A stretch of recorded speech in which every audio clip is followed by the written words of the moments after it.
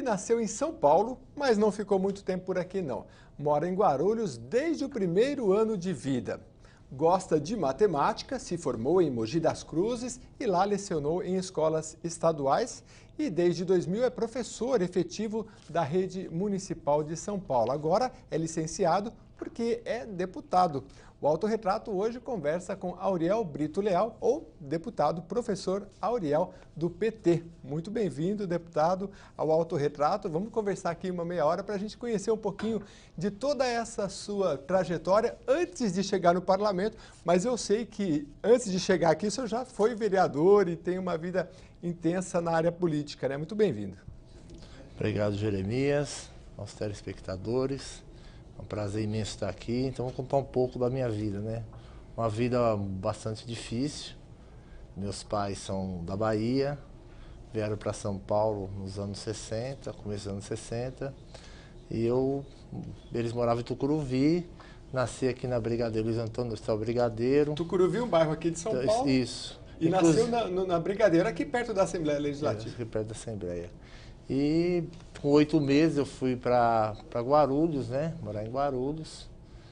E de lá a gente foi tendo uma trajetória bastante difícil. Meu pai trabalhando, vendendo bebidas, né? Ele era representante de bebidas, né? Então, quantos irmãos? Eu tinha 4 irmãos, né? 2 falecidos hoje, que é o mais velho, o George, e a Iris também falecida. Por que seu pai foi para Guarulhos? Porque ele conseguiu comprar um terreninho lá, que era mais barato e tal, e aí continuou trabalhando em São Paulo, né? Trabalhava aqui em São Paulo, na Líbero Badaró, né? Com o seu...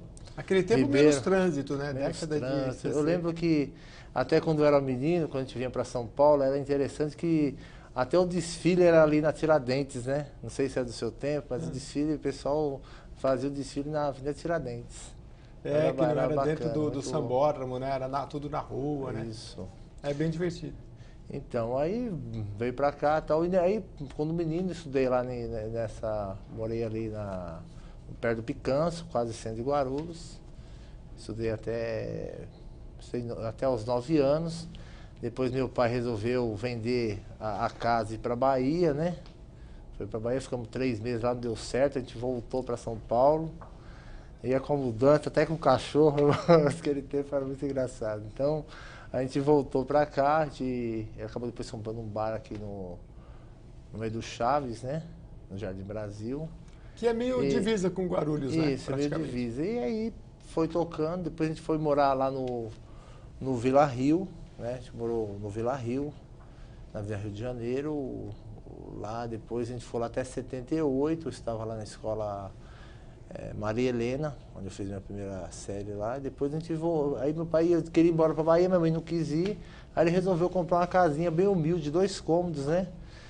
Lá no bairro dos Pimentas, até engraçado, porque quando meu pai comprou a casa era tão assim, ruinzinha, porque chovia mais dentro do que fora. É melhor chover, tem que sair para fora. Então, chovia mais dentro que fora. Então, assim, aí a gente acabou ficando por lá, residiu por lá, conseguiu melhorar um pouco a condição de vida, né? Ele voltou a trabalhar registrado, hoje está aposentado. Minha mãe faleceu agora em 2003, depois eu dei eleito. Então a gente teve assim bastante dificuldade. E para mim estudar, né? Aí comecei a estudar em 87, meados de 87. E a dificuldade era muito grande. Por quê? Porque nesse período eu tinha sido servente de pedreiro, tinha sido pedreiro. Eu acabei vendendo bolinho, coxinha na porta de campo de futebol, na porta das firmas, né? E a gente vendendo bolinho e coxinha aí também na porta de campo. Eu não tenho vergonha de dizer, eu levava no carrinho de mão, assim, quando era sábado e domingo. Colocava uma caixinha de isopor, um refrigerante, uma cervejinha e levava para vender lá nos campos de futebol. E durante a semana vendia aqueles bolinhos e tal, com uma bandeja, vendia na porta das firmas. E eu consegui estudar, fazer faculdade vendendo bolinho e coxinha. E aí, a sua paixão pelo futebol veio quando você ia vender? Não, meu pai sempre foi corintiano, então sempre fui corintiano. Então, aquele período era muito interessante porque tinha um radinho assim pequeno e né, eu ficava às vezes eu ficava assistindo o jogo do Corinthians à noite, tinha que ficar em pé, né? Porque não tinha um lugar melhor, eu tinha que ficar em pé escutando o jogo do Corinthians. E a gente tinha o time de futebol da gente, né? Que eu também joguei bastante bola quando era menino, tinha time e tudo. Meus irmãos tinham lá o time dos Tigrões, né? Era bom? Era bom. O time era bom, sempre. Bom jogador. Gente... tem uma foto ali pra gente. Ali você tá em pé, não? Tem uma foto ali, faz tempo, hein? Você tá ali da esquerda pra direita, você tá em pé ali? Tô em pé, aquele mais alto lá, o mais alto. Ah, tá. Eu era bem magro naquele tempo. Ainda é? Não, hoje eu tô meio gordinho já. Ali era o mesmo time, né? Com meus amigos, meus irmãos, meu cunhado. Né? Então, eu tô de barba ali, ó. É interessante, meus primos ali, pessoal. Você tá ali... E a gente no campeonato que nós ganhamos, acho que em 92 ali. Lá no ali campo da esquerda para a direita? Campeonato de Guarulhos aquele. Foi um campeonato intermunicipal. Nós chegamos em primeiro lugar. Ganhamos primeiro lugar primeiro e segundo lugar nós ganhamos no futebol de salão e ganhamos o segundo lugar no futebol de campo. Tava bem. Jogava bem mesmo, deputado? Pode perguntar para os amigos? Eu não era muito bom de bola, para ser sincero, mas a grande vantagem minha é que eu fazia muito gol. Então eu dava sorte, a bola às vezes batia em mim e entrava. Então tá era um negócio assim, eu dava muita sorte. Quando não dá certo, a gente fala assim, não teve incentivo, né? Não, mas às vezes eu tava às vezes na área, a bola batia na minha cabeça e entrava, batia na minha... Eu fazia gol de qualquer jeito. Era tipo o Geraldão. Certo. Ruim de bola, mas bom de fazer gol. Tá bom.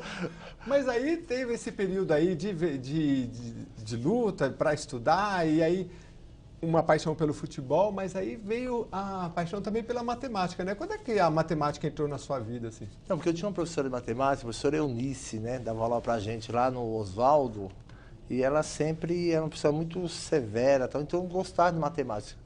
Eu sempre gostei de matemática, foi uma matéria que eu sempre me destaquei, né? E aí eu fui fazer faculdade, aí escolhi matemática, tentei fazer vestibular de outro, não passei, mas quando eu fiz matemática parece que foi um dom, né? Uhum. E aí eu comecei a fazer matemática, eu gostei. Primeiro ano já comecei a dar aula, né? Assim, no primeiro semestre, do primeiro para o segundo semestre, eu entrei no meio de 87, meados de 87, em março, dia 15 de março de 88, eu comecei a lecionar. E aí eu comecei a me aprimorar, né? Fui um bom professor, segundo os alunos dizem, né? Porque professor de matemática é difícil receber elogio, né? Eu era muito severo. Eu tenho muitos alunos que são professores hoje, inclusive de matemática. Para mim é um orgulho muito grande. Tem alunos que são engenheiros, né? Inclusive eu estava na reunião domingo agora, foi na reunião, teve um aluno lá, o Juvenal, que é menino que fez matemática, fez engenharia, né? Então para nós a gente é um orgulho muito grande, né? Ter alunos assim que conseguiram... Tem a professora Paula, a professora Marisa, inclusive que é vereadora lá na cidade de Guarulhos. Você lecionou no município, por quantos anos? No município eu fiquei por volta de 18 anos. Aí pegava a faixa etária das crianças. Eu dava aula de quinta até terceiro colegial, né? Tá. Até terceiro. Depois eu me aprimorei mais da aula segundo, terceiro, colegial. E deu aula no estado também? Isso no estado.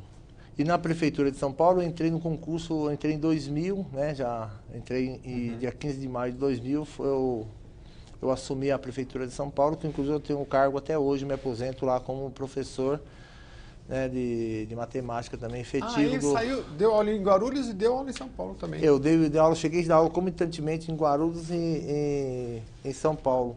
É uma vida puxada, né, André? Uma vida puxada. Cheguei e dava 64 aulas semanais. 64 aulas semanais. Então é uma carga horária muito estressante, muito complicada. Então a vida dos professores não tem sido muito fácil, né? Também fui militante do sindicato da POSP. Quando foi que o senhor entrou pro sindicato? Ali... Desde que lá em 88, quando eu comecei a militar, a lecionar, eu já entrei para o sindicato. Já entrei assim, como um voluntário e tal, para acreditar na educação, que a educação é a única maneira de a gente fazer uma transformação da nossa sociedade, né?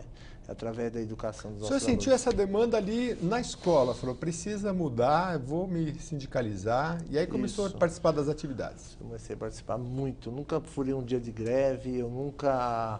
Sabe, sempre respeitei os professores, mesmo aqueles que às vezes não iam para uma greve, a gente tem que ter o respeito, né? Porque sabemos a dificuldade que as pessoas têm.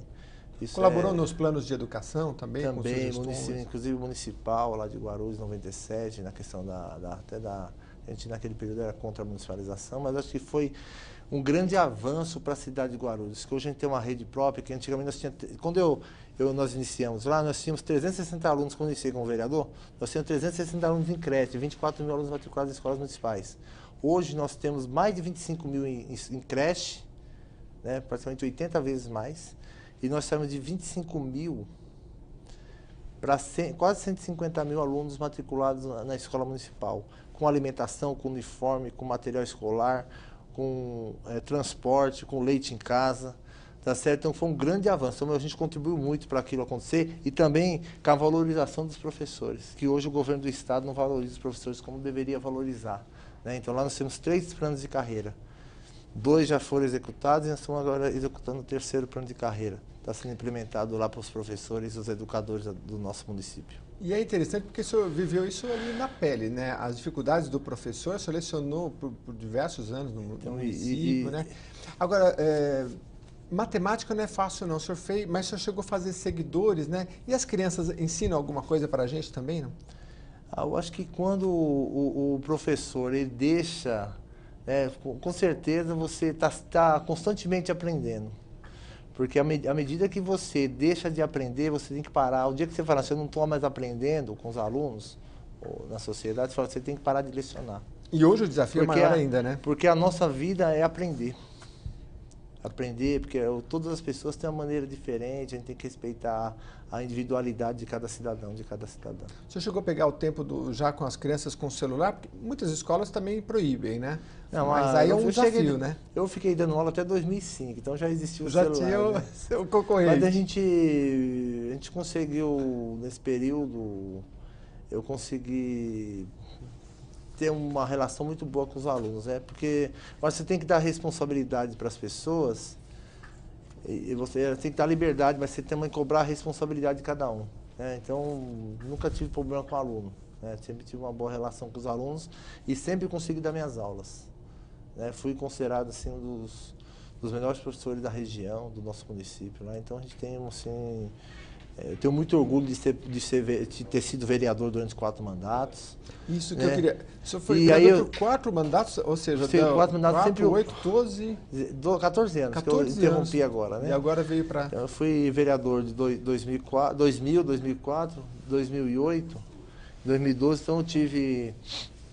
E sempre não crescendo na questão dos votos. Eu fui sempre um vereador que sempre conseguiu ampliar o número de votos. Geralmente o cara ganha uma, foi mais votado, depois o cara não consegue repetir. Então eu sempre consegui, eu tive 3.977 votos na primeira, 4.918 na segunda, na segunda 5.117, na terceira 4.916, e nessa última eu tive um problema de doença chamada erisipela, que eu nem fui para a rua e fui o mais votado do PT pela 4ª vez seguida, né? Então eu tive assim, não saí para a rua para pedir voto. Então o trabalho que eu realizei durante a minha vida, a minha trajetória, me consolidou pela 4ª vez consecutiva o vereador mais votado do PT na cidade. E é professor de matemática mesmo, porque sabe todos os números de cor, né? Não, a gente tem uma boa memória para lembrar dos números. Às vezes os nomes a gente acaba esquecendo, Jeremias, mas os números a gente tem uma facilidade para... Agora, o senhor veio da periferia, como disse que trabalhou como pedreiro, como vendedor, né? Aí, como vereador, surgiu aquela demanda de buscar soluções para o que o senhor viveu na prática, né? O senhor militava muito nos bairros, né? O senhor acha que a pessoa que... os grupos que se organizam conseguem mais vitórias? Porque às vezes a pessoa fala assim, não vou ter uma sociedade de bairro aqui, mas não vou lá não, né? O senhor trabalhou muito na base, como é que é isso? Eu sempre fui, dentro das escolas, eu sempre fui diretor financeiro, executivo das APM, sempre ajudei a comunidade, né? Mas eu nunca concorri a cargo nenhum, assim. A vez que eu concorri foi de coordenador de escola, né? Que eu fui coordenador de escola no período de 99 a 2000, né? Fui coordenador da Escola Pedro Morcero, com qual me orgulho bastante ter tido essa passagem como coordenador. Mas eu nunca concorri a nada. A primeira vez que eu concorri, já saí vitorioso, já fui o 3º vereador mais votado da cidade, né? Eu tinha um chevetinho, vou contar essa história do Chevette. Tinha um chevetinho que ele... eu tinha que trabalhar, eu ganhava R$ 450 na Prefeitura de São Paulo naquele período, e eu tinha que, às vezes, dar um pouco mais de aula no período da campanha mesmo, em 2000, né? Tinha que fazer umas horas extras lá mais para poder colocar álcool no chevette e comprar umas bisnaguinhas para que podia pintar os muros, né? E tinha um menino que trabalhava com a gente, o Vila, a gente pintava os muros lá junto com o Adailton, que era um menino que trabalhava com a gente. Então eu ficava às vezes até para ficar até às 3 horas, eu ficava até às 7 da noite, né, para poder ganhar um recurso a mais, mas eu ficava isento de poder pedir o voto, né, porque eu não tinha condições de ficar pedindo voto para as pessoas. Então, foi uma época bastante difícil. Então, a minha eleição, assim, eu gastei R$ 5.100 em 2000 para ser eleito como vereador e o terceiro vereador mais votado da cidade, né? Então, e o senhor disse que foram 14 anos como vereador, 14 né? anos. O senhor presidiu a Comissão de Finanças e de Educação e Cultura, foi isso? Presidi a Educação e Cultura, também presidi a Educação. A de Finanças eu fiquei muito tempo, eu fiquei durante 7 anos presidindo a Comissão de Finanças e Orçamento. Então, um professor de matemática, sabia lidar com os números, também não isso, teve aí fiquei nessa comissão, então a gente vê assim, às vezes a gente vê a diferença, né? Quando você está como um presidente da comissão, a questão dos investimentos que o governo leva para a cidade. Então, na cidade de Guarulhos mesmo, o governo do estado, porque era governado pelo PT, o governo do estado não mandava recursos para a nossa cidade. Ele mandava assim 3 milhões e mandava para Biritiba 20, 30 milhões. Né? Porque a cidade também, quando a cidade é grande, também tem mais demandas na saúde, na educação. Né? Então, agora, depois de 16 anos, que eles estão construindo uma FATEC em Guarulhos, né? Depois de mais de 24 anos que eles estão no governo do estado. Então, mandou muito presídio para nossa cidade. Nossa cidade hoje é cercada por vários presídios, né?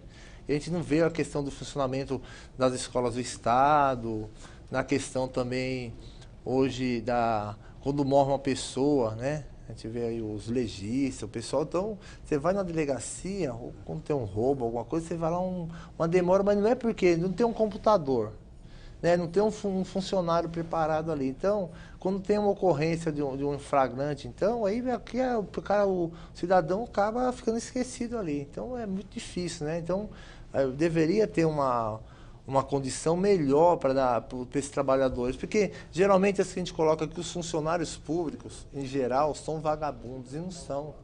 Né? Porque às vezes a demanda é tão grande sobre eles que eles estão sobrecarregados. Né? Porque você vê, quando você quer ver se morrer um parente seu, né? E um atropelado ou qualquer coisa, até você conseguir chegar nessa demanda, até você conseguir resolver essa questão, tem que ligar para um vereador, para um deputado, para poder chegar o legista, para chegar alguém para poder resolver essa questão. Então fica muito difícil e é difícil para a gente poder defender, né, o servidor. Porque as pessoas querem ser atendidas, não querem saber quem é que vai atender. É verdade. Elas querem que o seu problema seja resolvido. Nesse período de 14 anos, o que o senhor considera uma vitória que o senhor conseguiu, seja na educação, na cultura? O senhor teve bons projetos, né? Relacionados à água, aliás, leis aprovadas, né? Relacionadas à água, né? Essa lei, captação de água de chuva para fins não potável, é uma lei muito importante, porque hoje, né, a gente já, lá atrás, em 2006, a gente já via que ia faltar água no estado. Então, você captar água, né, da chuva, para você lavar uma calçada, jogar no banheiro, para você molhar as plantas, lavar um carro, isso é uma coisa importante. Além de você ainda poder, com a questão das enchentes, você pode ir soltando a questão do reservatório para, né, quando parar de chover, soltando esse reservatório para poder não dar enchente, né, nos períodos adequados da questão das enchentes. Então, um projeto interessante. Pretende trazer aqui para a Assembleia alguma coisa similar? Eu vou ver se não tem a lei aqui, a gente vai tentar aprovar aqui. Fazer a pesquisa. Isso, fazer uma pesquisa. E também uma lei importante também que a gente colocou lá, o dia 20 de novembro, Dia da Consciência Negra, que a gente discute a questão do preconceito, a questão do racismo, né, a questão das cotas, porque quando os negros vieram para o Brasil, vou contar um pouco da história, ainda tem uns minutos ainda. Sim. Então, quando os negros vieram para o Brasil, né, ficaram aqui, escravizaram os negros vindo da África, então o pessoal jogava os negros na questão né, quando teve a interferência da Inglaterra para ver a questão dos navios negreiros. Então, o que acontecia? Jogavam os escravos nos rios, né? E quando eles chegavam até aqui, não houve depois uma política, quando foi fazer a libertação dos negros, né, dos afrodescendentes, não se houve uma preocupação em fazer um atendimento a eles, da educação, da terra, fazer a divisão, né, porque já existia naquele tempo a mão de obra assalariada, né, que era a mão de obra dos colonos de Portugal, da Espanha, do Japão, da Alemanha, de vários países, né, e não deram as mesmas condições para que esses negros, né, as pessoas negras, tivessem as mesmas oportunidades. Então é importante que a gente faça uma discussão sobre a questão das cotas, sobre a questão do preconceito, porque onde tem uma pessoa negra ou uma mulher, ou a pessoa não está no padrão de beleza, existe uma discriminação. E a gente não adianta esconder. Então as pessoas preferem as pessoas brancas, as pessoas que têm o padrão físico mais adequado. E o senhor tem também, o senhor conseguiu uma lei no ensino, né? Porque era para ter no currículo o ensino antidiscriminatório. Por que o senhor sentia isso na prática, ali dando aula? Isso, né? Porque é uma questão de cultura das pessoas. Porque não adianta a gente falar que o preconceito, o racismo não existe, né? Porque quando você fala em preconceito, aí você fala também na questão até das pessoas que possam não ter a mesma opção sexual, pode ser uma pessoa bissexual, né? Uma pessoa, vamos pôr, as pessoas hoje, que a questão do gênero, né, que a pessoa fala da questão do gênero, quando coloca a questão de gênero, para definir a questão do gênero, eu acho que as pessoas têm que ter liberdade, porque ninguém nasce, né? Porque antigamente a pessoa fala assim, a pessoa é gay, né? Porque a pessoa acha que a pessoa é doente. Às vezes não é, a questão é a opção da pessoa, a pessoa já nasceu daquele jeito. E às vezes as pessoas confundem, né? Então, não é doença. A pessoa tem a opção de escolher aquilo que ela quer. Assim como você pode escolher sua religião, seu time de futebol, né? A questão, a opção sexual de cada pessoa, as pessoas têm que ter essa opção. Então, a gente tem que debater a questão do preconceito como um todo, né? Porque não adianta... hoje a gente tem a questão da igreja, né? A igreja católica, a igreja evangélica, né? Mas a gente não pode, nós não podemos, porque as coisas existem. Porque a gente vai na Rede Globo, por exemplo, né? A Rede Globo, ela passa toda a situação das pessoas que têm as suas opções sexuais. E ela não é questionada. Quando você coloca no currículo, por exemplo, agora foi debater a questão do Plano Municipal de Educação, Plano Estadual de Educação, Plano Nacional de Educação, aí as pessoas ficam ali, né? Porque colocou a palavra gênero, né? Acho que a questão, a pessoa tem o direito de se optar por aquilo que ela acha melhor para si. Né? Porque eu não posso exigir que você tenha um padrão de você só gostar de mulher, ou só gostar de homem. Se a mulher gosta de mulher, fica com mulher. Se a mulher gosta de homem, fica com homem. Se gosta de homem gostar de homem, fica com homem. Né? E então... até mesmo, deputado, essa discussão na sala de aula, o senhor acha que... Eu não sei se em Guarulhos vocês conseguiram emplacar esta lei que abre e se coloca... Está para ser votada, né? Esta lei. E, na opinião do senhor, então... há que se dar a oportunidade da própria criança haver uma definição sem a intervenção, havendo a possibilidade de se debater isso na própria escola, é isso? Tem que bater de uma forma bastante prudente, bastante madura, né, na faixa etária adequada, para se conversar, porque a gente olha na televisão, né, a gente vê os casais na rua, no shopping, né, nas praças. Então as pessoas têm o seu direito. Acho que a gente não pode ultrapassar os limites toleráveis, né? Uhum. Mas as questões já existem, as crianças já perguntam, tá certo? Então, porque se a criança nasce, ela não vai se transformar, né? Se ela tem a opção sexual dela. Então a gente não pode extravasar, passar dos limites do respeito. Você acha né? que esse então, é um diálogo que não pode fugir da escola? Não pode fugir da escola, porque é melhor passar pela escola. Eu me lembro quando eu dava aula, eu dei aula de ciências também, que eu estou formado em ciências também. E a gente começou a debater a questão do... Quando saiu aquela questão da AIDS, tal, nos anos... Principalmente no final dos anos 80 para os anos 90. Sim. Então, a gente debatia muito a questão da AIDS das escolas. Então, a gente tinha que... Era melhor aprender na escola, né, do que o aluno ficar contaminado, ou às vezes a mãe e o pai não tinha uma abordagem adequada para se fazer com os alunos. E o professor ele é melhor preparado para poder passar esse tipo de conhecimento para os alunos, né? Então a gente tem alguns professores, a maioria dos professores tem esse preparo para poder fazer esse diálogo, esse debate, né? Ou que no seu tempo o senhor começou a lecionar com 22 anos, não havia esse debate, era, né? Nem de longe se pensava em falar nada disso sobre... Nós tínhamos educação moral, chegou a ter educação moral e cívica, né? No tempo da ditadura, que saiu no tempo da ditadura.